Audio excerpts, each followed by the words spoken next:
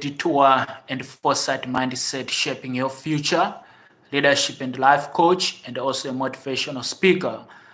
My goal as a speaker is to help people on how they can move from where they are to wherever they want to be with clarity, whatever that point may be. Today I'll be speaking to us on a topic which I've captioned, Pressure Reveals Truth. Why comfort is the enemy of character. And before I dive deep into today's message, just a reminder, if you have not yet subscribed to my YouTube channel, don't forget to hit that subscribe button, like and share this message with your friends and family. And I want to begin by saying this quote that was said by Dr. Martin Luther King Jr.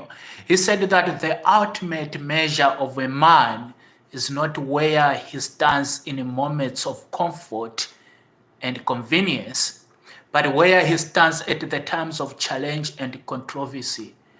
Martin Luther King Jr. didn't just say this quote, he lived it. And I want to communicate this to us. The challenge with our generation is that we have made comfort the end goal. Our daily hustle, our ambition, our dreams, even our prayers are centered around the idea of escaping discomfort. We do what we do every day because we want to escape discomfort. That's one of the greatest challenges. And the thing is, comfort can be a silent killer of purpose. And when life applies pressure, like a hand squeezing an orange, it doesn't create your essence, it reveals it. So the juice will always be there.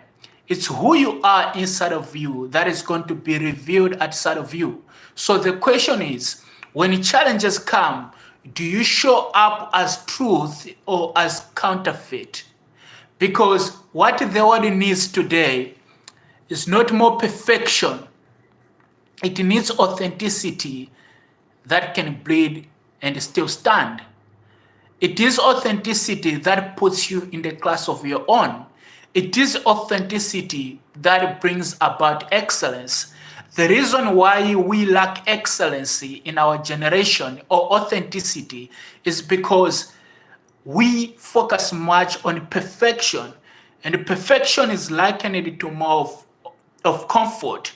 So today I want to help us and share with us tools that will help us on how to turn challenges into tools of transformation.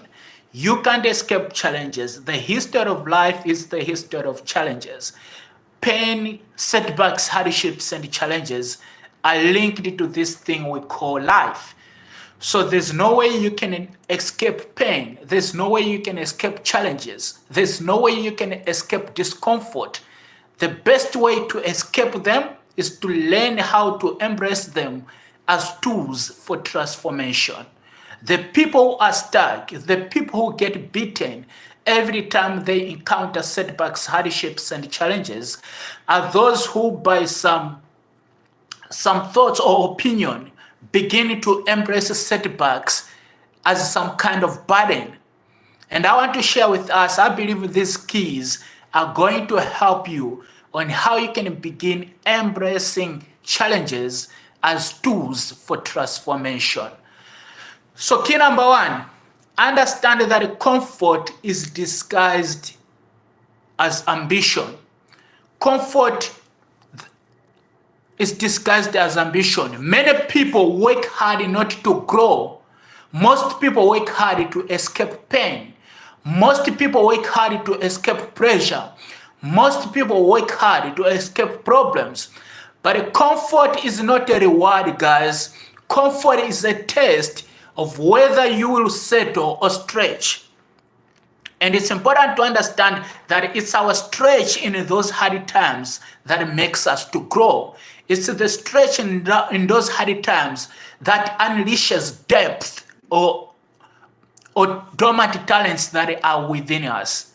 So understand that comfort is disguised as ambition. Don't embrace comfort in such a way that it limits you or it limits your stretch or your growth. Right? So that's key number one. Key number two, understand the test of pressure. Pressure is a test. Pressure is something that happens to us temporarily. So, for example, when you squeeze an orange juice, no matter how hard you try, when you squeeze an orange, mango juice cannot come out, right? It's going to be orange juice that is going to come out, no matter how hard you try. So who you are under pressure is who you truly are. The person you are under pressure is the person you truly are. For example, I've had people, married people, I'm not married yet, but I've heard from my friends, like they were fighting with their wives and somehow he ended up slapping his wife. And I said, look, man, you know you are a slapper, right? Because you can have two men in the room. One person is going to argue with his wife and is going to walk away. The other person is going to argue with his wife and ending up slapping his wife. You know why? The reason why he's slapping his wife, because inside him, he's a slapper. Someone is going to get provoked by his wife and yet he's going to end up walking away because the capacity to slap is not in him. So who you are under pressure is who you truly are. So pressure is a test.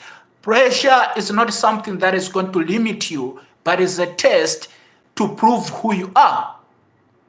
To prove to you who you are. So that's key number two. Key number three, understand that vision, you must have a vision that is beyond comfort. Every one of us needs to have a vision that is beyond comfort. The vision, true vision is built in storms. True vision is built in storms, guys. I have often said about Nelson Mandela. It was apartheid that released the greatness in Mandela. When they took Nelson Mandela to prison for 27 years, imagine that, 27 years, and yet Nelson Mandela's vision didn't die. He came stronger after spending 27 years in prison. So vision, you must have a vision that is beyond comfort. He said to us that I've fought against white domination. I've fought against black domination. I have cherished the ideal of a free democratic society in which all persons will live together with equal opportunities. It is an ideal that I'm prepared to live for. But if needs be, it is an ideal that I'm prepared to die for. So Nelson Mandela couldn't see life outside his dream. No matter what you do to Nelson Mandela, he couldn't just see life outside his dream. To even tell Nelson Mandela to consider an option was to kill him, because he had said to himself that his vision was a vision that he was willing to die for. So have a vision beyond comfort. And that's how you turn challenges into tools of transformation. That's key number three. Key number four, find meaning through involvement. Involve yourself in dealing with the setbacks, hardships, and challenges. We cannot find meaning in challenges without our involvement. The reason most of us are stuck or don't learn from the setbacks, hardships, and challenges that we go through is because we don't involve ourselves in dealing with those challenges. You don't find meaning in pain by avoiding it. You find meaning in pain by facing it. You find meaning in pain by involving yourself, going through the process of dealing with this pain. Most people want change without involvement. They want rescue and not responsibility. They are waiting for someone to come and give them donation. They don't want to deal with their challenges. when they encounter setbacks, hardships, and challenges, the first thing they do is they throw in the pity party. They want people to feel sorry for themselves. They want people to feel sorry for them. So involve yourself in dealing with these challenges. Involve yourself in taking the necessary steps in transforming your life and in finding meaning in these challenges. External help is only effective when there is internal will. When people come to give you donation and you lack internal will to change your life, it won't yield to anything. I believe Africa is a good example. The continent of Africa is one of the continents that has received a lot of aid, but yet we have nothing to show forth for that.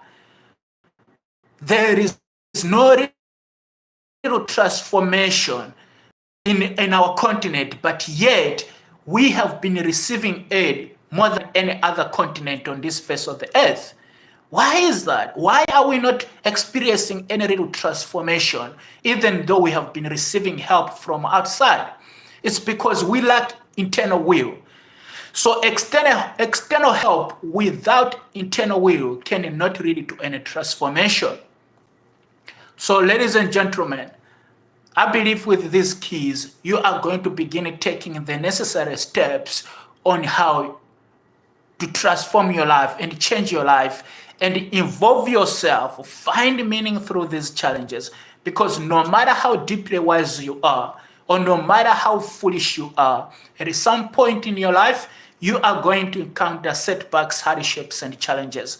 And put these tools into practice. Don't just take notes and sit down with them. Make sure that you are putting these keys into practice. I've often said the goal of knowledge is not to recall. The goal of knowledge is transformation. And the real transformation takes place when you are able to break down the knowledge into two columns. What is it that you must start doing, and what is it that you must stop doing in order to begin to experience the transformation that you need?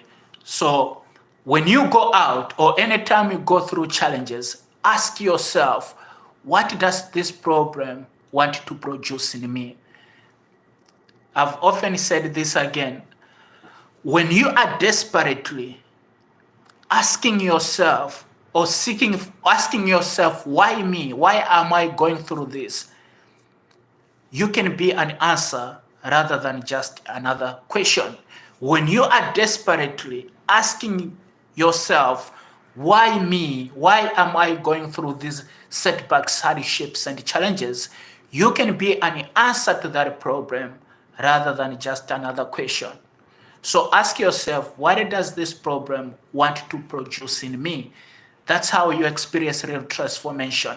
And man, you are going to get to a point where it's going to be fun to deal with these challenges. It's going to be fun to deal with these setbacks, hardships, and challenges.